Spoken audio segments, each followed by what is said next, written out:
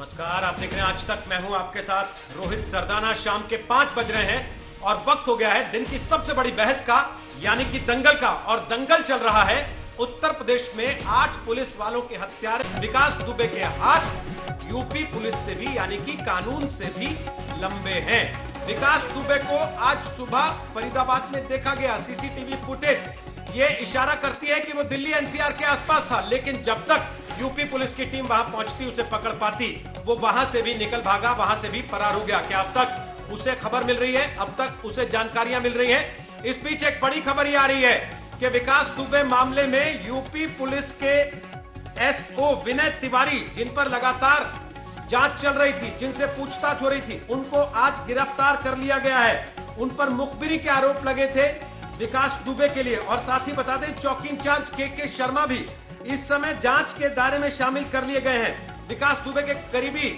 अमर दुबे का एनकाउंटर आज हो गया। आपको बता दें, हमारे साथ इस वक्त मेरे सहयोगी कुमार अभिषेक आ गए हैं इसी खबर पर और जानकारी लेकर। कुमार अभिषेक, विस्तार से बताइए, ये विनय तिवारी और के शर्मा, इन दोनों के बारे में क्या जानकारी आ रही है आपके पास? शिवेंद्र माफ कीजिए, शिवेंद्र, मुझे सुन पा रहे हैं? अगर आप विस्तार से बताइए। जी बिल्कुल रोहित, इस पूरे मामले में विनय तिवारी जो कि एसओ थे 24 थाने के, उनको गिरफ्तार कर लिया गया है। इससे पहले एसटीएफ लगातार उनसे पूछताछ कर रही थी। तो उनका आरोप था कि जब भी विकास दुबे को लेकर के कोई भी पुलिस एक्शन होता है तो जानकारी दी जाती है उसको, इसी वजह से वो हर बार बच जाता है। इस रात ये घटना हुई, उस रात भी विनय तिवारी की तरफ से फोन कॉल किए गए थे, इसके रिकॉर्ड भी मिले और इसी को लेकर के पूछताछ की जा रही थी। एसटीएफ की टीम को लगातार शक था, लेकिन कोई ठीक जवाब नहीं विनय तिवारी दे पा रहे थे। और जो चौकी इंचार्ज के शर्मा है, उस पर भी इसी बात का शक था कि तमाम जानकारियां दी, इसी वजह से पूरे ऑपरेशन में वो आगे भी नहीं गया, पीछे नहीं रहा। क्योंकि लोगों को पहले से पता था कि शायद आज कुछ ज्यादा भयानक हो सकता है और इसी के चलते इनको पहले पूछताछ की गई है और उसके बाद गिरफ्तार किया गया है। और एक बात बहुत चौंकाने वाली है, इससे ये भी साफ होता है कि इस तरीके के अपराधी, जिस तरह का विकास दुबे था, उसका किस तरह से नेटवर्क है पुलिस के बीच में, जो कि आखिरी दम तक उसकी मदद करता रहता है। और उसी का नतीजा है कि आज पुलिसकर्मी शहीद हो गए। और उसके बाद भी अभी भी अगर देखा जाए तो पुलिस तमाम कोशिश कर रही है, बावजूद इसके न सिर्फ पहले उसको जानकारी मिल जा रही है और वो फरार हो पा रहा है, बल्कि इस पूरे गांव से निकल करके वो फरीदाबाद तक पहुंच गया और पुलिस के हाथ उस तक नहीं पहुंचे। तो ये बड़ा सवाल है, लेकिन फिलहाल अभी कार्रवाइयों का दौर शुरू हुआ है। पहले थाने को पूरे लाइन हाजिर किया गया है और अब विनय तिवारी और एसआई को पूछताछ के बाद आखिरकार गिरफ्तार किया गया है। जी, एसआई के शर्मा भी गिरफ्तार हो गए, विनय तिवारी भी गिरफ्तार हो गए। विनय तिवारी के नाम की चिट्ठी तक लिखी गई थी पहले मिश्रा जी की तरफ से, जो कि अब कहा जाता है कि वो चिट्ठी ही गायब हो गई पूरी सिस्टम के बीच में से। लेकिन आज भी अगर वो फरीदाबाद में पुलिस के पहुंचने से पहले गायब हो जाता है, तो क्या ये नहीं समझा जाएगा कि अभी भी पुलिस से पहले जानकारी उसको मिलती है कि पुलिस क्या करने वाली? बिल्कुल, देखिए ये बड़ा सवाल है और इसी चलते बार बार पुलिस पर पहले भी सवाल उठते रहे और अभी भी बड़ा सवाल है। हालांकि पुलिस की तमाम टीमें काम कर रही हैं, लेकिन नाकामी के पीछे बड़ी वजह हो सकती है कि विकास दुबे को जानकारियां मिल रही हैं और उसी का उसको फायदा मिल रहा है। कई जगहों पर पहले भी इस तरह की जानकारी मिली, हालांकि जितने लोग पकड़े गए हैं उनसे भी ये जानकारी मिली कि कहाँ कहाँ पर वो रहा है और इस दौरान किसने किसने छिपाया है। उन सबको एसटीएफ ने पकड़ लिया, उन सब से मदद भी ली जा रही, लेकिन इससे पहले कि पुलिस पहुंचे विकास दुबे फरार हो गया। फरीदाबाद में सीसीटीवी फुटेज में आया, होटल में रुकने के लिए गया, उसी दौरान टीम भी पहुंच गई, लेकिन वो वहां से चकमा देकर निकल गया। अब वो कहा यह जा रहा है कि रिश्ता मत मिला है, उसके पास कोई ऐसा सिस्टम नहीं है जिससे लोगों से कम्युनिकेट कर सके। तो बहुत मुमकिन है पुलिस उसको पकड़ ले या फिर वो कामयाब हो जाए बाहर निकलने में। और इसकी बहुत बड़ी चूक होगी पुलिस की, इसलिए अब और टीमों को बढ़ाया भी जा रहा है और जो तमाम आला अधिकारी हैं वो भी इस पूरे मामले में जुड़ रहे हैं, जिससे कि किसी भी सूरत में उसको निकलने लग जाए। लेकिन इन सब चीजों को लेकर के पुलिस की पहले से भी तिरकनी हो रही है। शुक्रिया शिवेंद्र श्रीवास्तव फिलहाल जानकारी देने के लिए। शिवेंद्र हमारे सहयोगी बता रहे हैं कि 2 पुलिस वालों पर गाज गिर चुकी है।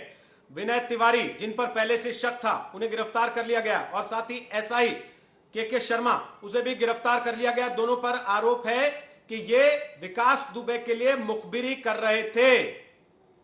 एक सिपाही अजय कश्यप, जो कि इस एनकाउंटर का हिस्सा थे, जिस रात ये पूरा घटनाक्रम हुआ जिसमें विकास दुबे और उसके गैंग ने 8 पुलिस कर्मियों को बेरहमी से मार डाला, अजय कश्यप वहां पर थे और घायल हो गए थे। गोली लगी उनको। आज अजय कश्यप हमारे साथ हैं, हाथ में अभी भी पट्टियां बंधी हैं, प्लास्टर है। अजय कश्यप, मुझे सुन पा रहे हैं अगर आप ठीक से, तो आपसे जानना चाहते हैं, उस रात आप वहां पर थे जहां यह पूरा घटनाक्रम हुआ, एक बार विस्तार से बताएंगे सबको क्या हुआ था उस रात, कैसे इतने पुलिस वालों को मार के निकल गया विकास? जी, हमारे पास 12:30 बजे खबर आई, तो हम दबिश के लिए गए बिकरू गांव में, जो कि चौयपुर क्षेत्र में आता है। तो हमारे थाने से लगभग 9 से 10 लोग गए थे। तो गाड़ी गांव से बाहर खड़ी कर दी, गांव में पूरे में अंधेरा था। गाड़ी से उतर के फिर तीनों थाने की पुलिस एक हुई। तो फिर उसके बाद हम गांव में गए, तो गांव में लाइट नहीं आ रही थी, तो वहाँ एक जेसीबी लगी हुई थी।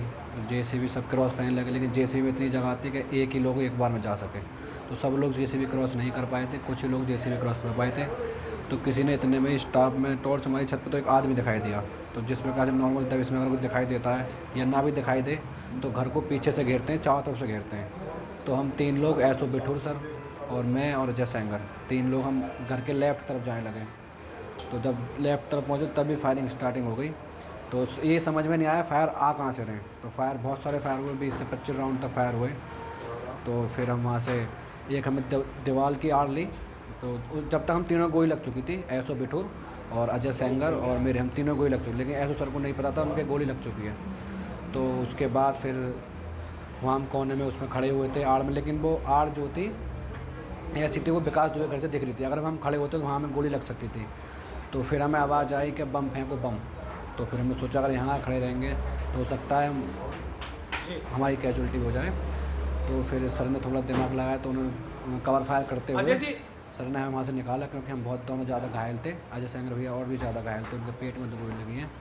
तो हमने ट्रॉली की आड़ ली, एक ट्रॉली की आड़ लेके, और फिर एक मकान था कच्चा सा, उसमें जाके एक गली में निकले। हमें नहीं पता था गली ये पार है या नहीं है।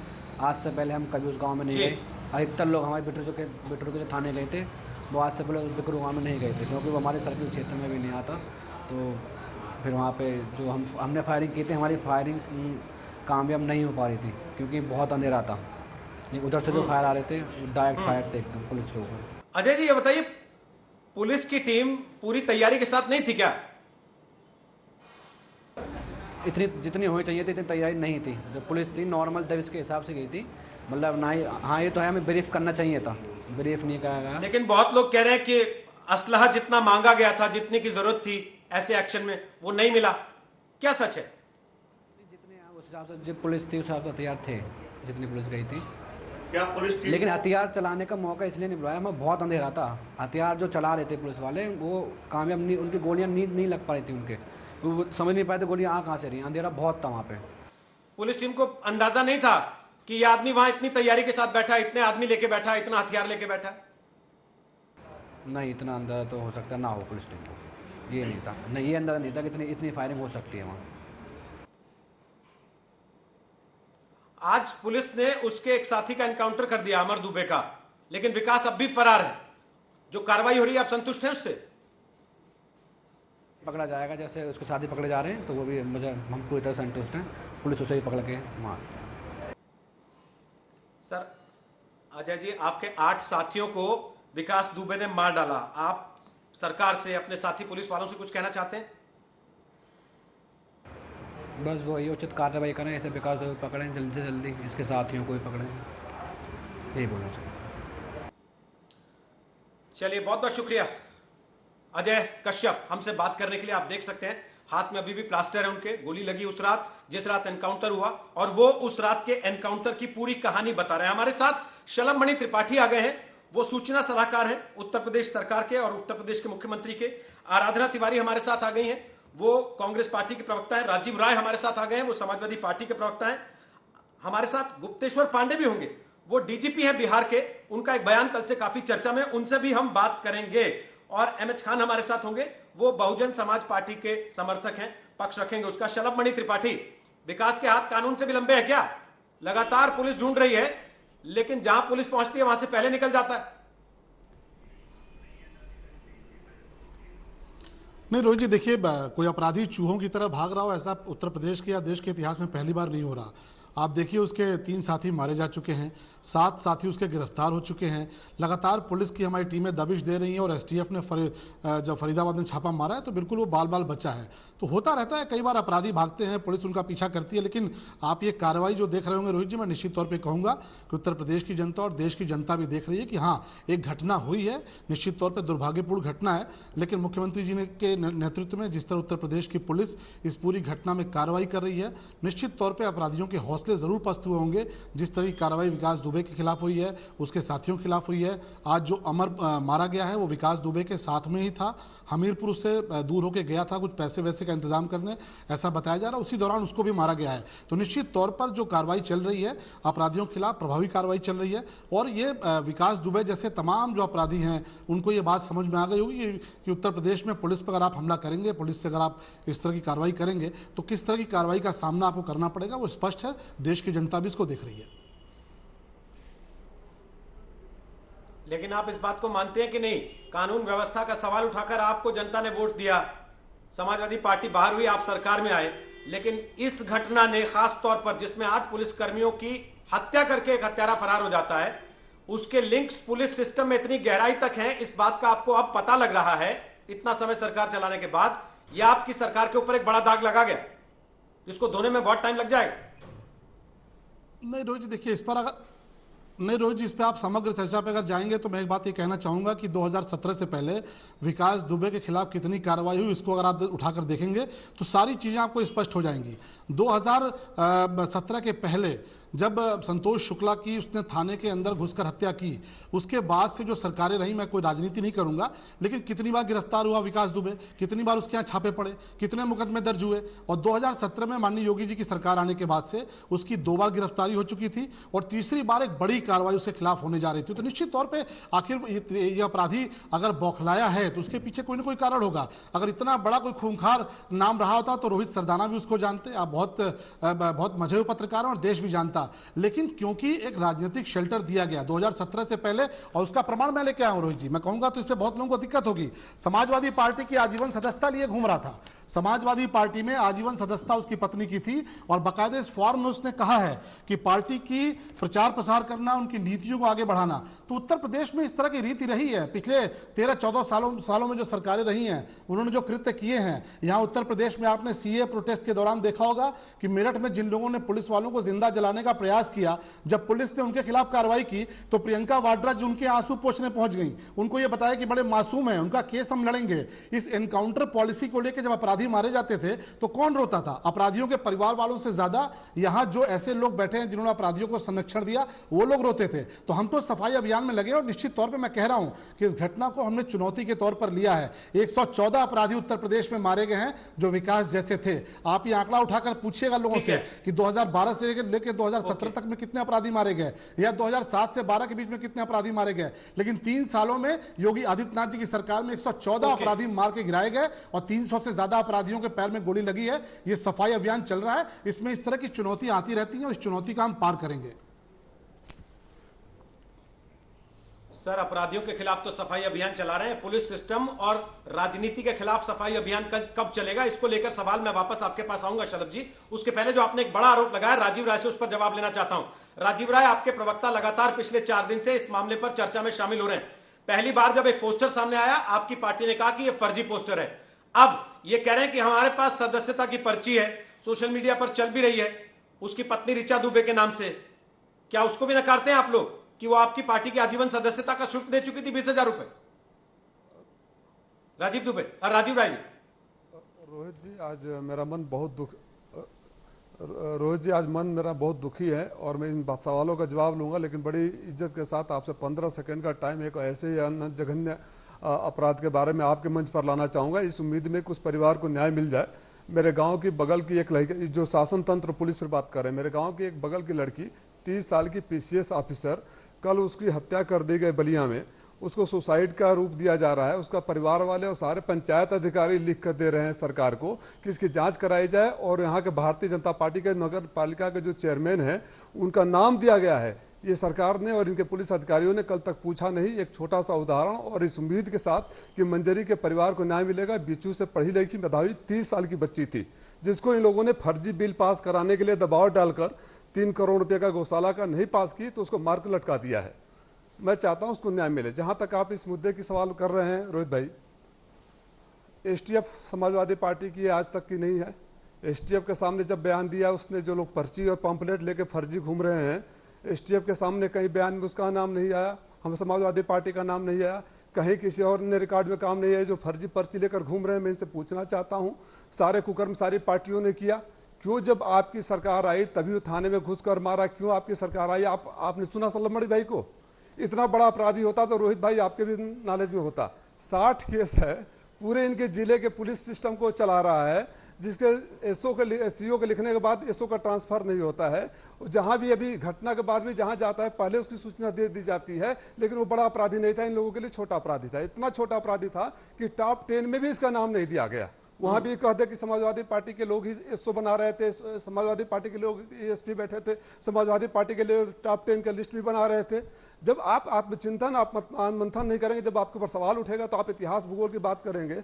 उसका फाइनेंसर आपके भारतीय जनता पार्टी का अध्यक्ष और मंत्री के साथ दिख रहा है, कभी आप उनसे भी पूछ लेते, उन पुलिस अधिकारियों से पूछ लेते। एक बात का जवाब तो आपको भी देना पड़ेगा ना सर। जब से भारतीय जनता कल पार्टी भी 5 बजे इसी कार्यक्रम में इसी आदमी को लेकर चर्चा थी, दे रहा हूं एकदम दे रहा हूं। आपके साथी अनुराग भदौरिया यहाँ बैठे हुए थे, उन्होंने मुझे कहा मैं चैलेंज करता हूं, समाजवादी पार्टी के एक नेता के साथ विकास दुबे की तस्वीर दिखा दीजिए। सर आज पूरा सोशल मीडिया भरा पड़ा है समाजवादी पार्टी के नेताओं के साथ विकास दुबे और उसके गुर्गों की तस्वीरें लेकर, क्या कीजिएगा? कल चैलेंज कर रहे थे, आज वो सारी तस्वीरें सामने आ रही हैं। अब तो वो सदस्यता की पर्ची दिखा रहे हैं, आप कह रहे हैं फर्जी है। रोहित भाई आप मुझको 10-12 सालों से चैनलों पर देख रहे हैं और जानते हैं, मैं टू द पॉइंट अपनी बात कह रहा हूं। मैं पहले दिन से सारे चैनलों पर अब आपके मंच और आपका भी इस्तेमाल कर रहा हूं कि इस अपराधी की 5 साल की सीडीआर निकाल ली जाए, जो हमारी सरकार के टाइम पर भी था, इनकी सरकार के टाइम पर भी था। और मैं चाहूंगा कि रोहित सरदाना के शो में उस पर बहस हो जाए कि हमारी सरकार में किस नेता मंत्री से उसके संबंध थे, इनके नेता। पहले दिन से मांग कर रहा हूं, नहीं मिल रहे हैं। ये पर्ची छपवा कर ले आते हैं, पोस्टर छपवा कर ले आते हैं। रोहित भाई 2004-5 में ना पंचायत के चुनाव किसी पार्टी सिंबल पर था ही नहीं। जो पार्टी सिंबल पर था, से पहले ये जो पर्ची दिखा रहे हैं अब इस तरह वो आपकी पार्टी की आजीवन सदस्य थी ऋचा दुबे, वो थी या नहीं थी ये बता दीजिए आप, इतना तो आपको पता होगा। 2015 की पर्ची कटी है, आप 12 साल से समाजवादी पार्टी का पक्ष टीवी पर रख रहे हैं, 5 साल पुराना रिकॉर्ड तो आपको भी मालूम होगा। मैं बोल रहा हूं, आपको बता रहा हूं, जिम्मेदारी के साथ बोल रहा हूं। ये जो बोल रहे हैं कि 20,000 की पर्ची, मुझे नहीं पर्चा कि इस पर्ची की ऑथेंटिसिटी क्या है। 2004-5 में 20,000 तो फीस भी नहीं था और आजीवन सदस्यता का उस टिकट का सवाल भी नहीं था, सिंबल भी नहीं था उस पोस्टर पर। कहीं 2015 की पर्ची है सर, दिखा दीजिए, पार्टी का सिंबल दिखा दीजिए तो बात कहें। पर्ची तो मैं भी इनके भी तो कहीं मैं पर्चा ला दूं। एसटीएफ में तो 2017 में बोला, एसटीएफ के सामने तो 2017 में इनके पार्टी के नेताओं का नाम लिया, उसके बारे में क्यों नहीं बोल रहे हैं? जिनके नाम लिए उनसे पूछताछ हुई, जिनके नाम लिए उनको पकड़ा गया, नहीं पकड़ा गया। जो साक्षात है, विधायक है, मंत्री है, सांसद है, वो प्रदेश का अध्यक्ष है, उनसे नहीं पूछा जाएगा। एक पर्ची लेके आ जाएंगे, ये इनकी आत्मचेतना है, ये इनका आत्ममंथन है। मतलब केवल इतना बता दीजिए ना को स्वीकारेंगे कि वो आपकी पार्टी की सदस्य है कि नहीं है, फोटो कापी बात ही खत्म है। या जिंदा जागता सांसद, विधायक, मंत्री और प्रदेश अध्यक्ष।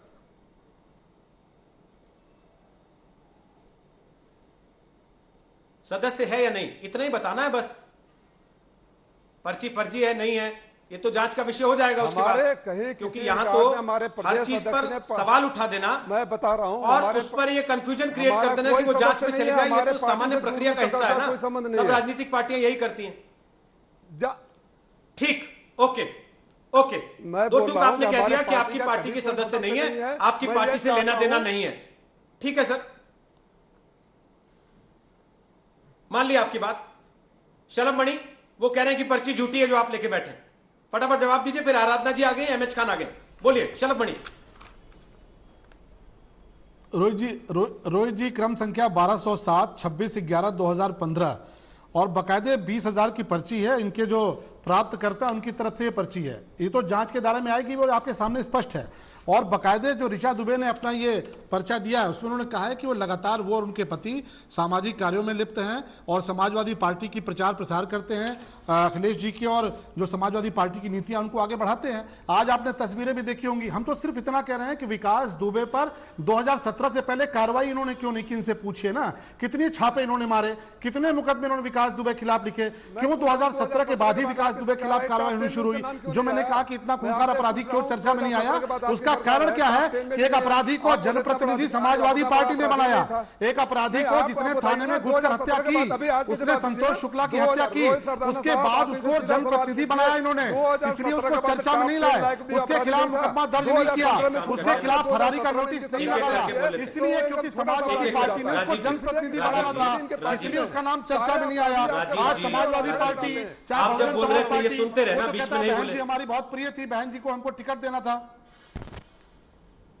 नहीं देखिए रोहित भाई, जब मैं सच बोलूंगा तो दिक्कत होगी। मैं तो पूछता हूं ना कि 2017 के पहले आपने कितनी बार विकास को जेल भेजा, इतना ही बता दो चलो कि आपने 2017 के पहले विकास के यहाँ कितने छापे मारे, कितनी बार जेल भेजा। 2012 से लेकर 17 तक आपकी सरकार थी, कितने मुकदमे दर्ज किए? आपने कोई मुकदमा दर्ज नहीं किया, कोई छापा नहीं मारा, कोई जेल नहीं भेजा, उसको जिला पंचायत सदस्य बनाया और समाजवादी पार्टी की पर्ची दे दी। हमने तो 2 बार जेल भेजा, तीसरी बार बड़ी कार्रवाई उसके खिलाफ करने जा रहे थे। तो यही स्पष्ट है कि जिसकी मिली भगत थी, जिसका संरक्षण था, आपने एक अपराधी को जनप्रतिनिधि बना दिया, समाजवादी पार्टी ने जनप्रतिनिधि बना दिया, बहुजन समाज पार्टी ने जनप्रतिनिधि बना दिया। भी तस्वीरें उसके साथ आई। ये थानेदार तो नप गए जिनको अभी अरेस्ट कर लिया गया, एसआई भी नप गए जिनको अरेस्ट कर लिया गया अभी, लेकिन वो नेता जिनके साथ तस्वीरें हैं उनकी कोई जांच, कोई पड़ताल, कोई पूछताछ कुछ होगा? देखिए रोहित जी, आप बहुत से शोज में जाते हैं, आपके साथ भी लोग कहते हैं कि पिक्चर खिंचवा लीजिए, आप उनका कैरेक्टर सर्टिफिकेट कई बार नहीं मांगते। तस्वीरें आई हैं, मैं इस बात तो कह रहा हूं, लेकिन आप इनसे पूछिए ना कि 2017 के पहले सपा बसपा की सरकार में विकास दुबे के खिलाफ कौन सी कार्रवाई हुई? एक एनसीआर तक इन्होंने रजिस्टर नहीं की है। इन्होंने छापे मारना तो छोड़िए, ये बकायदे उसकी सरपरस्ती में पलते थे। और रोहित जी आप पता कर लीजिए, मैं दावे के साथ कह रहा हूं, बहुजन समाज पार्टी की सरकार में हिस्ट्री शीटर सम्मेलन हुआ जिसमें आनंद स्वरूप एसएसपी थे, उन्होंने हिस्ट्री शीट फाड़ी विकास दुबे की। क्यों फाड़ी? हिस्ट्री शीटर की हिस्ट्री शीट फाड़ के उसको सम्मानित नागरिक बनाने का तमगा क्यों दिया गया? तो समाजवादी बहुजन समाज पार्टी की सरकारों में इस तरह के अपराधियों को जनप्रतिनिधि बनाया गया, उनको सम्मान दिया गया। नतीजा यह है कि जब योगी की सरकार आई है, हमने कार्रवाई करनी शुरू की है। निश्चित तौर पर कहीं ना कहीं दीमक लगी हुई है और उस दीमक का नतीजा है कि आज 2 खाकी वर्दीधारियों को जेल भेजना पड़ा है। ऐसे सारे लोग जेल जाएंगे जो इस तरह की घटनाओं में लिप्त होंगे। रोहित भाई 10 सेकंड सर, 200 पुलिस वालों की कॉल डिटेल्स खंगाली जा रही हैं, ये खबरें आ रही हैं कल से। अगर इतना बड़ा नेटवर्क विकास दुबे का पुलिस सिस्टम में था तो समझ लीजिए पुलिस का नेटवर्क खुद का इतना मजबूत नहीं होगा जितना उस अपराधी का पुलिस के अंदर मजबूत था। राजीव राय कुछ कहना चाहते हैं, बोल लीजिए। उसके बाद बड़ा आरोप शलभ मणि ने लगाया बहुजन समाज पार्टी पर। एमएच खान बोलेंगे, आराधना जी बोलेंगी, फटाफट राजीव जी अपनी बात रखिए। रोहित भाई मैं आपसे जानना मैं आपके ऊपर छोड़ रहा हूं इस सवाल को कि जिस पर्ची पर दिखा रहे हैं, पर्ची पर सवाल कर रहे हैं और हवाई बातें कर रहे हैं, वो ज्यादा सही है या एसटीएफ के सामने दिया गया बयान? एसटीएफ के सामने वो जिंदा वो अपराधी बयान देता है, एक पॉइंट, और दूसरे पॉइंट पर जवाब नहीं दे रहे हैं कि 3 सालों से इनकी सरकार थी, सारी सरकारें बेकार थी, 3 सालों से इनकी सरकार थी, और आपके सामने ये बोले कि रोहित भाई अगर इतना बड़ा अपराधी होता तो आप भी जानते टॉप 10 लायक भी नहीं था। तो 2004-5 के बाद 2017 में सीधे बड़ा अपराधी हो गया, बीच में अपराधी नहीं था। मतलब ये अपनी पॉइंट के जवाब नहीं देंगे, सरकार में भी जवाब नहीं देंगे। मैं आपसे जवाब चाहता हूं, पॉइंटेड अपराधी तो था ही कि टॉप 10 में उसका नाम क्यों नहीं था? टॉप 10 में नाम क्यों? या तो बोलिए समाजवादी पार्टी के लोग बना रहे थे सूची, आप बताइए समाजवादी पार्टी के लोग सूची बना रहे थे, अपना लायक निकम्मे थे, आपके हाथ में न एसओ था, ना आपके हाथ में सीओ था, ना आपके हाथ में। हम तो कहीं ना आपने जनप्रतिनिधि बना दिया उसको, इसलिए उसका नाम नहीं था। 2017 से पहले आपने तो जनप्रतिनिधि उसको एमएच खान और आराधना जी आप भी बता दीजिए किस मत में छुपा हुआ है। देखिए 20 मिनट आप दोनों बात कर रहे हैं, राजीव जी, शलभ जी, प्लीज 2 मेहमान और हैं, दोनों की आवाज थोड़ा सा अब मुझे लगता है इंतजार करिएगा। अब आपके पास वापस आऊंगा, पहले बाकी दोनों का कमेंट ले लूं। एमएच खान, एक बड़ा आरोप आपके ऊपर बीएसपी के ऊपर लगा दिया उन्होंने। वो कह रहे हैं कि आपकी सरकार रहते तो उसकी हिस्ट्री शीट फाड़ दी गई थी ताकि वो सम्मानित नागरिक हो जाए, और आप कल से कह रहे हैं चिल्ला चिल्ला कर टीवी पर कि वो केवल अपराधी नहीं है, उसके साथ के पुलिस वाले भी अपराधी हैं, जिनमें से 2 आज पकड़े गए, और कल जिसकी आपने मांग की थी कि एसएसपी के ऊपर कार्रवाई होनी चाहिए, वो कल दिखाई दी। बोलिए एमएच खान फटाफट, फिर आराधना जी बोलेंगी।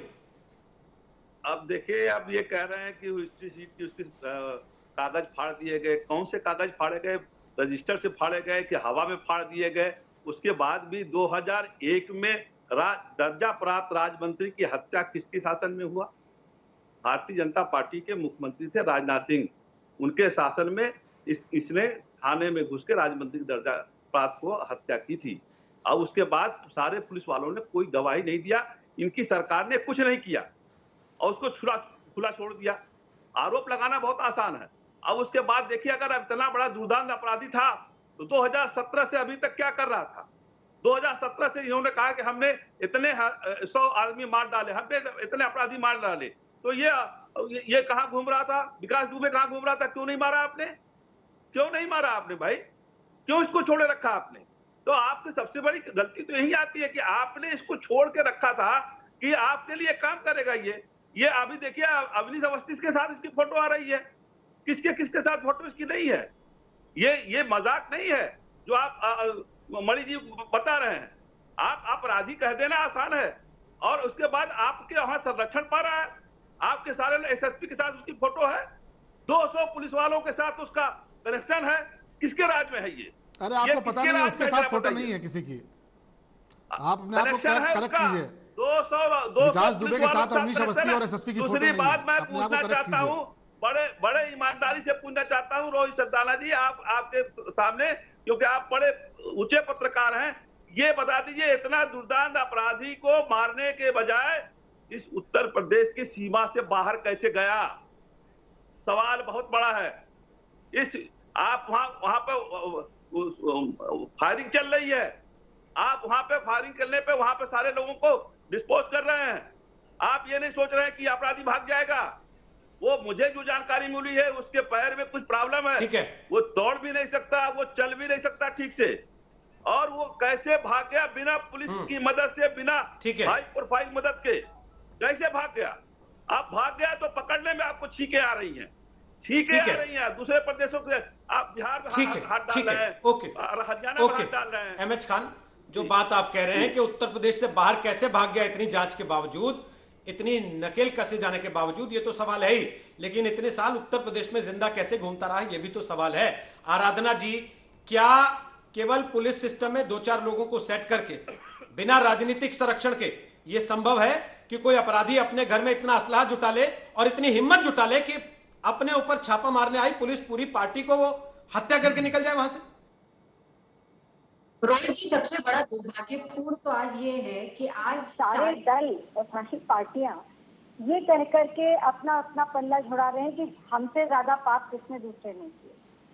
मैं ये जानना चाहती हूँ कि आज उत्तर प्रदेश पुलिस के 8 जवान शहीद हुए, 7 बुरी तरह से घायल हैं जो लखनऊ के कानपुर के एक अस्पताल में जिनका इलाज चल रहा है। मैं स्वयं देखने गई थी, मैं जो शहीद थे उनके परिवार से भी मिली, अस्पताल में भर्ती सारे जो पुलिस के जवान थे मैं उनसे भी मिली, मैंने पूरी उनकी आप बीती सुनी है, खुद सुन करके आई हूँ। और मैं आपसे एक लाइन में एक बात कहना चाहती हूँ कि जो उनसे मैंने सुना है, जो चश्मदीद थे, जो जिनकी घटना के चश्मदीद थे, उन्होंने उनकी बात सुन करके मैं सिर्फ इतना कह सकती हूँ कि it was a cold blooded brutal murder of 8 policeman. उसके बाद भी मैं ये जानना चाहती हूँ कि आखिर सरकार किसी की भी रही हो, पर इस वर्तमान समय में लखनऊ में 2-2 घर विकास दुबे के थे, वो लगातार यहीं से रह करके ऑपरेट करते थे। लॉकडाउन के समय जिस वक्त घटना हुई उस वक्त वो कानपुर में थे, जहाँ पे उन्होंने इतना बड़ा असलहों का जखीरा रखा, सारी चीजें हुई। पर पुलिस की जो पार्टी उनके ऊपर दबिश डालने गई, उनके ऊपर ही उन्होंने अटैक कर दिया जिसमें इतने जवान शहीद हुए। सवाल दूसरा है, सवाल आज ये है कि उसके बाद से वो फरार है, उनकी पत्नी फरार है और किसी को आज 6ठा दिन हो रहा है।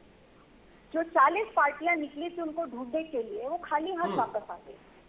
तो सवाल सबसे बड़ा ये है, आज उत्तर प्रदेश की जनता ये जानना चाहती है कि जिस सूबे में Bharatiya Janata party law and order के इशू पर आई थी, कानून व्यवस्था के नाम पर आई थी, उत्तर प्रदेश की जनता ने इसी बात का विश्वास दिखाया था। मुख्यमंत्री जी लगातार उत्तर प्रदेश के सदन में यही कहते रहे कि या तो अपराधी उत्तर प्रदेश की जेलों में है या छोड़ करके चले गए हैं या ऊपर चले गए हैं?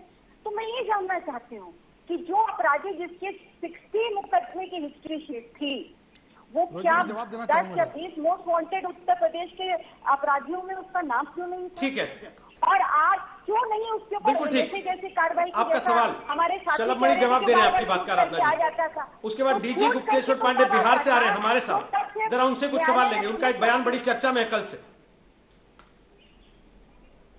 ठीक ठीक आराधना जी, फटाफट शलभमणि जवाब देना चाह रहे हैं, दीजिए जवाब शलभमणि। बीच में रोहित जी 2007 से लेकर 2017 के बीच में जो राजनीतिक दल जिनकी सत्ता थी, उन्होंने विकास दुबे को अपराधी से माननीय बना दिया था और हिस्ट्री शीट उसकी तैयार होनी थी, इसीलिए 3 बार गिरफ्तारी, 2 बार गिरफ्तारी हो चुकी थी और तीसरी बार गिरफ्तारी के लिए हमारी टीमें चढ़ी थी। लेकिन मैं तो सवाल पूछना चाहता हूं कि जब यहां पर उपद्रवियों के खिलाफ कार्रवाई होती है, जब यहां पर आतंक फैलाने वालों के खिलाफ कार्रवाई होती है, तो कौन जाता है रोते हुए कि नहीं पुलिस कार्रवाई कर रही है, पुलिस बहुत अत्याचार कर रही है, पुलिस अपराधियों के एनकाउंटर कर रही है? ये कांग्रेस पार्टी जाती है। प्रियंका वाड्रा जा जाके आंसू बहाती है और कहती है कि साहब नहीं नहीं, इनको मारो मत, इनको इन पर लाठी मत चलाओ। वो मेरठ में भले लोगों को जिंदा जला दें, वो भले पुलिस वालों पर बम फेंक दें, लखनऊ में पत्रकारों की गाड़ियां जला दें, उनके साथ पुलिस की लाठी नहीं चलनी चाहिए, अपराधियों पर पुलिस की लाठी नहीं चलनी चाहिए। आज ही कौन से घड़ियाली आंसू बहा रहे हैं? ये प्रियंका वाड्रा ही तो थी जिन्होंने कहा था वकील देंगे, इनका मुकदमा लड़ने के लिए हम वकील देंगे। किनके लिए? जिन्होंने पुलिस पर हमले किए, जिन्होंने पत्रकारों की गाड़ियां जलाई, उनके साथ खड़े हैं। ये अपराधियों को बढ़ावा देने वाले दल हैं। रोहित जी, आपने देखा इनका चेहरा कि मानवाधिकार आयोग में रोते हुए कहते ये लोग कि अपराधियों के खिलाफ कार्रवाई नहीं होनी चाहिए, एनकाउंटर नहीं होना चाहिए, पुलिस को लाठी नहीं चलानी चाहिए। मेरठ में पुलिस वाले जिंदा जलाने का प्रयास हुआ, जब पुलिस वालों ने कार्रवाई की तो प्रियंका वाड्रा नहीं थी। आपका सवाल मैं अभी आराधना जी से पूछ दूंगा। आराधना जी, आप आराम से जवाब दीजिएगा, पूरा मौका आपको मिलेगा जवाब देने का। लेकिन उसके पहले हमारे साथ एक मेहमान आ रहे हैं, बिहार पुलिस के डीजीपी गुप्तेश्वर पांडे। कुछ सेकंड मैं उनसे सीधी बात करूंगा और उम्मीद करूंगा आप लोग सुने जरा उनकी बात को कि वो कह क्या रहे हैं। गुप्तेश्वर पांडे जी, आपका आज तक पर स्वागत है। लगातार यह चर्चा थी कि यह आदमी बिहार की तरफ जा सकता है। उत्तर प्रदेश से अपराधी जब भागते हैं तो बिहार उनके लिए स्वर्ग होता था एक समय, आज भी स्वर्ग होता है क्या बिहार अपराधियों के लिए? आपका सवाल तो बड़ा है, लेकिन जनता को और पूरी देश की जनता को यह जानना चाहिए कि इतना मूर्ख नहीं है। बिहार की तरफ वो झांक भी नहीं सकता है। बिहार आने की संभावना, रास्ते हैं। वो चाहे तो नेपाल में प्रवेश करके, नेपाल के रास्ते से हमारा पोरस बॉर्डर है, 7 जिलों की सीमाएं लगती हैं नेपाल से, तो कोई आदमी आज आ सकता है। लेकिन वो बिहार पुलिस का रुख और बिहार की एसटीएफ का रुख और हमने जो ऐलान कर दिया उसको अच्छी तरह से पता है। और ऐसे दुर्दांत अपराधी ऐसे नहीं चले आते रोड पर टहलते हुए। उनके लिंक्स होते हैं, उनके कनेक्शंस होते हैं कि वो कौन बुला सकता है, किसके थ्रू बिहार में प्रवेश कर सकते हैं, ये हम लोगों को पता रहता है। कि गोपालगंज से आएंगे तो क्या उनके लिंक हो सकते हैं, सीतामढ़ी से आएगा तो क्या उसके लिंक हो सकते हैं, सुपौल से घुसेगा कोई अपराधी तो उसके क्या उसके लिंक हो सकते हैं। तो सारे ऐसे लोगों पर हम लोगों की नजर है। इम्पॉसिबल है उसका बिहार में आना, मैं आपको बता दे रहा हूँ, वो आ ही नहीं सकता। और आएगा बिहार की धरती पर पैर रखते ही पुलिस अपराधियों के लिंक्स पर नजर रखती है।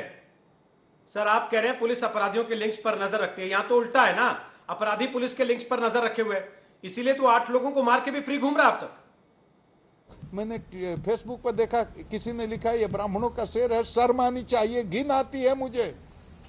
अगर इसको शेर बोलते हो तो भगत सिंह कौन थे, खुदीराम बोस कौन थे, चंद्रशेखर आजाद कौन थे, अशफाकुल्ला कौन थे? जो वतन के लिए शहीद होता है वो शेर होता है। क्रांतिकारियों की फिर से परिभाषा बदलोगे क्या? ये पेशेवर अपराधियों को शेर बनाओगे, क्रांतिकारी बनाओगे और मारे जाएंगे तो इनको शहीद बोलोगे? अपराध की संस्कृति को समूल उखाड़ना होगा। इसमें आम जनता को ये समझना होगा कि अपराधी जात का देखकर अपराध नहीं करता है। ये शेर है। पहली इसमें जो मारा गया डीएसपी किस जाति का था? जिस शुक्ला जी की थाने में जाकर के इसने हत्या की थी वो किस जाति के थे? एक पांडे जी की इसने हत्या की थी वो किस जाति के थे? अपराधी जात देख करके अपराध करता? चोरी, लूट, बलात्कार, अपहरण, डकैती, ये हत्या ये जात देख कर करता है क्या? ऐसे अपराधियों के विरुद्ध में सारे समाज को संगठित होकर के और खड़ा होना चाहिए अपराध की संस्कृति के खिलाफ। अपराधी को केवल अपराधी समझना चाहिए, उसको हीरो बनाइएगा, उसका सम्मान। सर, मेरा सवाल पुलिस के लिंक्स पर है और आप जनता के लिंक्स की बात कर रहे हैं और कह रहे हैं कि समाज को उसके खिलाफ खड़ा होना होगा। लेकिन सर एक तबका तो फिर समाज में ऐसा भी है जो ये कह रहा है अपनी जाति की वजह से ही बचा हुआ, किसी और धर्म का होता तो आतंकवादी बना के मार दिया गया होता अब तक। फिर क्या कहिएगा उनसे?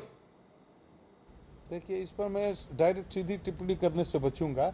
मैं सिर्फ ये कह रहा हूं कि अपराध की संस्कृति की जो बात कर रहा हूं उसको आप समझिए कि मैं मूल में, जड़ में जा रहा हूं कि अपराधी की इतनी हैसियत हो जाती है जब जात के नाम पर हम अपराधी को समर्थन देने लगते हैं, सहयोग देने लगते हैं, उसको हीरो बनाने लगते हैं, शेर बनाने लगते हैं, उसकी पूजा करने लगते हैं, फूल माला पहनाने लगते हैं, उसका सामाजिक सम्मान करने लगते हैं, उसके पीछे खड़े होकर उसका जिंदाबाद करने लगते हैं, तो उसकी ताकत धीरे धीरे धीरे बढ़ने लगती है। और हो सकता है कि इतनी ताकत बढ़ जाती है, जन समर्थन हो जाता है कि कुछ राजनीतिक लोगों की मजबूरी हो जाती हो उसको देखना, उसको खुश रखना, उसको संतुष्ट रखना। ऐसा होता है, हो सकता है, लेकिन हमें इसी चीज को तोड़ना है। हम हीरो ही न बनने दे किसी अपराधी को, चाहे कि वो ब्राह्मण हो, चाहे कि वो ठाकुर हो, चाहे कि वो मुसलमान हो, चाहे कि वो किसी जात का, किसी मजहब का कोई भी हो। अपराधी को अपराधी की तरह ट्रीट किया जाए और वैसा ही उसके साथ सलूक किया जाए, उसको हीरो बनने ही नहीं दिया जाए। ये बात। बहुत बहुत शुक्रिया गुप्तेश्वर पांडे साहब आज तक पर आने के लिए। बिहार के डीजीपी गुप्तेश्वर पांडे सवाल उठा रहे हैं उन लोगों पर जो कि जाति की वजह से उसके साथ खड़े हुए हैं। और आराधना जी, कल भी मैंने ये सवाल उठाया था, उसका जवाब नहीं मिला। अचानक आपकी पार्टी को ऐसे समय में जब एक अपराधी की जाति को लेकर तमाम तरह की चर्चाएं चल रही हैं, तमाम तरह के नैरेटिव बिल्ड करने की कोशिश की जा रही है, आपकी पार्टी के एक बड़े नेता चिट्ठी लिख देते हैं, माहौल बनाने लगते हैं कि ब्राह्मणों के लिए हमको कुछ ना कुछ करना है। इस समय चक्कर क्या है? उसमें भी वोट बैंक तलाश रहे हैं क्या? आप अपने सवाल दोबारा पूछे रोहित जी, स्पष्ट नहीं है आपका सवाल। मेरा सवाल आराधना जी जितिन प्रसाद जी की चिट्ठी को लेकर है, जिसमें ब्राह्मणों को वापस कांग्रेस पार्टी की तरफ लाने की कवायद और एक कोशिश दिखाई पड़ती है। क्या आपको लगता है कि उसकी टाइमिंग पर सवाल उठाना ठीक नहीं है इस समय, कि इसी समय वो चिट्ठी क्यों लिखी गई जब विकास दुबे को लेकर तमाम तरह की बातें चल रही हैं? उसका घर तोड़े जाने को लेकर कांग्रेस पार्टी के भीतर से आवाजें क्यों उठी? मुझे नहीं लगता कि जतिन प्रसाद जी ने कोई इस तरह का स्टेटमेंट दिया है, और अगर दिया भी है तो मेरे संज्ञान में नहीं। सबसे पहली बात। दूसरा, मैं आपसे एक बात कहना चाहती, कांग्रेस पार्टी का जो स्टैंड है, प्रियंका गांधी जी ने जो स्टैंड लिया वो बहुत स्पष्ट है कि कुख्यात अपराधी है, इसके खिलाफ कड़ी से कड़ी जो हमारे भारत के संविधान की जो धाराएं हैं उसके खिलाफ सख्त से सख्त कार्रवाई की जानी चाहिए। मैं सवाल पूछना चाहती हूँ कि अभी तक एनएसए की कार्रवाई इस पे क्यों नहीं की गई थी? एक साथी ने पूछा, मैं सुन रही थी, वो कह रहे थे कि बार बार वो उसके ऊपर मुकदमे होते हैं और वो बेल पे छूट के चले आते हैं। अरे मुकदमे अगर होते हैं तो पुलिस ही तो केस डायरी प्रस्तुत करती है, उन तथ्यों के आधार पर ही तो न्यायालय से उसको रिलीफ मिलती है। तो इसमें न्यायालय की कोई गलती तो है नहीं कि वो उसको जमानत दे देती है। गलती तो उन इच्छा शक्ति की है, जो सरकार की कमी है कि ऐसे लोगों के ऊपर एनएसए जैसी कार्रवाई होनी चाहिए थी। दूसरा, मैं शलभ जी मेरे लेकिन शलभ मणि की बात का जवाब नहीं दिया उन्होंने तो आप पर सीधा आरोप लगाया कि जब एनकाउंटर करते हैं तो आप ही की नेता चली जाती है उनके घर पर और कहने लगते हैं कि हाय देखो मार दिया बेचारे को।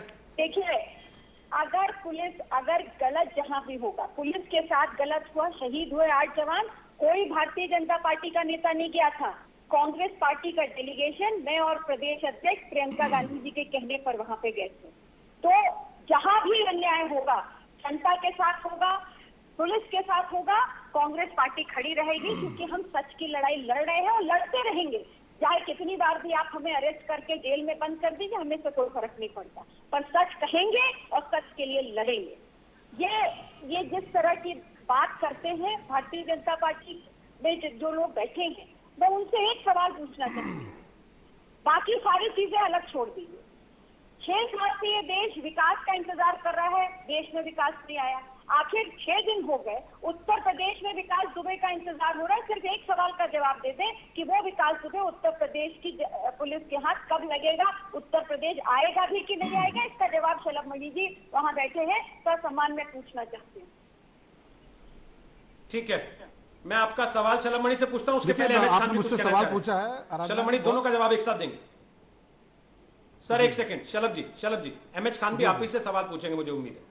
वो कुछ कह रहे हैं, वो सुन लें आप, उसके बाद आप जवाब दीजिएगा। एमएच खान बोलिए पहले। जी सर, रोहित जी, मैं ये कह रहा हूं कि पुलिस प्रशासन ने जब ये इनकाउंटर हो रहा था उस समय जो उसको फिर बचाने का काम किया है।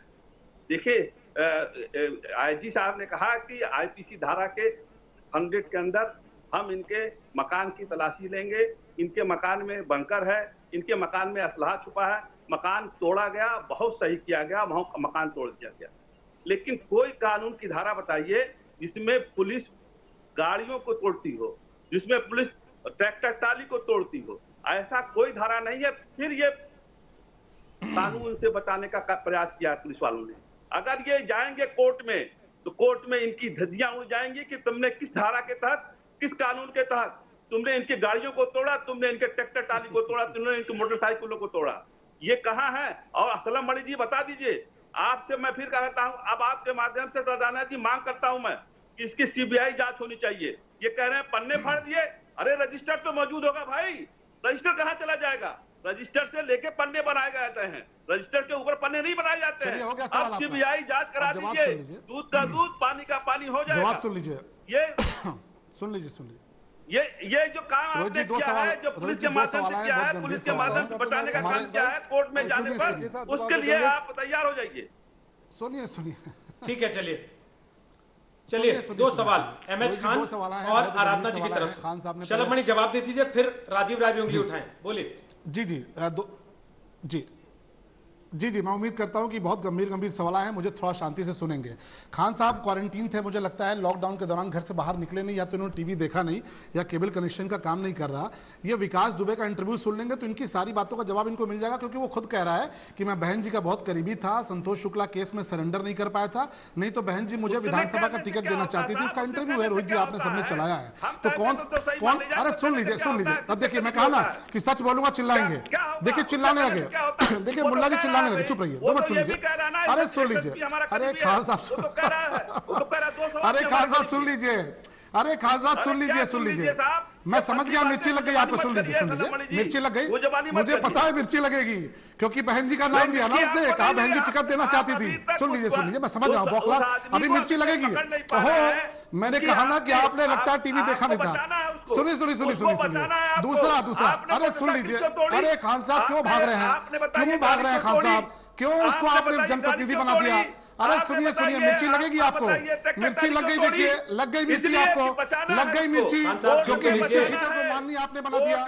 एमएच खान जवाब तो सुन लीजिए, आपने सवाल उठाया तो मिर्ची लग गई, खान साहब को मिर्ची लग गई। साहब जवाब तो सुनिए, आपने सवाल उठाया तो आराधना जी के जवाब भी देने दीजिए उनको, क्योंकि बहन आराधना जी का जवाब भी तो देने दीजिए मायावती जी ने उसको टिकट देने का मन बना लिया था। विकास दुबे ने स्पष्ट तौर पे कहा कि बहन जी ने टिकट देने का मन बना लिया था, लेकिन संतोष शुक्ला मर्डर केस में मैं सरेंडर नहीं हुआ था, इसलिए मुझे टिकट नहीं मिला, इसलिए मुझे जिला पंचायत में शामिल कराया। अरे सुनिए खान साहब, दूसरी बात, अरे सुनिए, मिर्ची लगेगी, अभी और लोगों को मिर्ची लगेगी। रोहित भाई देखिए, ये सच बोलने नहीं देंगे। ये देखिए रोहित भाई, ये सच नहीं बोलने देंगे। देखिए इनको मिर्ची लग रही है। अरे सुन लीजिए ध्यान से, अभी और मिर्ची लगेगी। खान साहब, आपकी मिर्ची का कोटा पूरा हो गया, बाकियों पर आ जाइए।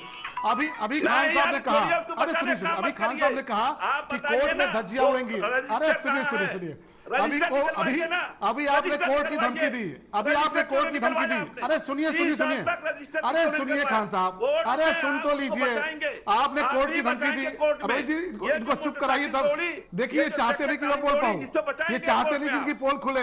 रोहित भाई इनको चुप कराइए, नहीं तो इनकी पोल एमएच खान पिछले 2 मिनट से देख रहा हूं, आपने सवाल उठाया लेकिन जवाब आप सुनने को तैयार नहीं है। सुनिए एमएच खान साहब, शांति से सब लोग अपनी बात रख रहे हैं। आपकी बात आप रख रहे थे, वो नहीं बोले, वेट करते रहे, लेकिन अब आप लगातार बोले जा रहे हैं।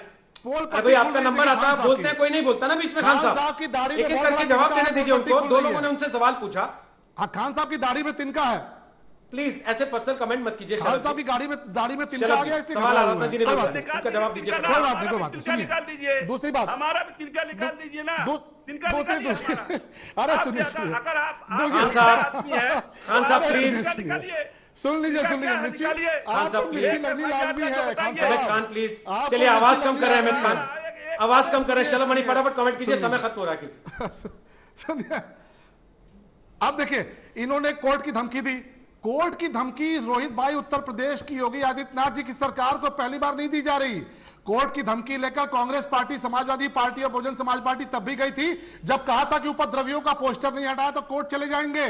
पोस्टर आज भी चौराहों पर लगा है। हम किसी इस तरह की धमकी से नहीं डरते और अपराधियों के साथ सलमान खुर्शीद खड़े हो सकते हैं, कांग्रेस पार्टी खड़ी हो सकती है, समाजवादी पार्टी और बहुजन समाज पार्टी खड़ी हो सकती है। जो उत्तर प्रदेश की 23 करोड़ की जनता को कानूनी धमकी देगा, कानून का मजाक उड़ाएगा, उसका घर भी गिराया जाएगा और ऐसे अपराधी भी गिराए जाएंगे। ये लिख कर ले लीजिए। योगी आदित्यनाथ जी की सरकार है, 114 अपराधी मारे जा चुके हैं। मैं चुनौती देता हूं 2007 चलिए शलभ जी, समय खत्म हो गया। 2012 से लेकर 17 में कितने अपराधी समय, सर समय इजाजत नहीं दे रहा। ये सारी चीजें तो अब आपके हाथ में है ना, सारी जांच एजेंसियां आपके पास है, सरकार आपकी है। पोल पट्टी खोल के रखिए सामने, बताइए देश को कि किस सरकार के किस नेता ने, किस मंत्री ने, किस अफसर ने किस अपराधी की कितनी मदद की, किस अपराधी के कितने लोग आज भी पुलिस के सिस्टम में या राजनीतिक व्यवस्था में मौजूद हैं। हम तो पहले दिन से कह रहे हैं, केवल अपराधियों के खिलाफ ऑपरेशन क्लीन मत चलाइए योगी जी। ऑपरेशन क्लीन चलाना है तो राजनीतिक संरक्षण देने वाले नेताओं के खिलाफ भी चलाइए और उन अफसरों के खिलाफ भी चलाइए जिनकी वजह से मुखबिरियां होती हैं और ऐसे 8 पुलिसकर्मी जो अपनी ड्यूटी पर जाते हैं वो घर नहीं लौट पाते, अपराधियों की वजह से जान गंवा देते हैं, शहीद हो जाते हैं। दंगल के आखिरी पड़ाव पर बताते हैं जो सवाल हमने आपसे आज पूछा। हमने आपसे पूछा था, क्या गैंगस्टर विकास दुबे को बचाने में कोई मदद कर रहा है? जो लोगों ने जवाब दिए उसमें 93%, 93% को लगता है कि हां, कोई ना कोई विकास दुबे की मदद कर रहा है उसे बचाने में। 7% लोगों को लगता है कि नहीं, ऐसा नहीं।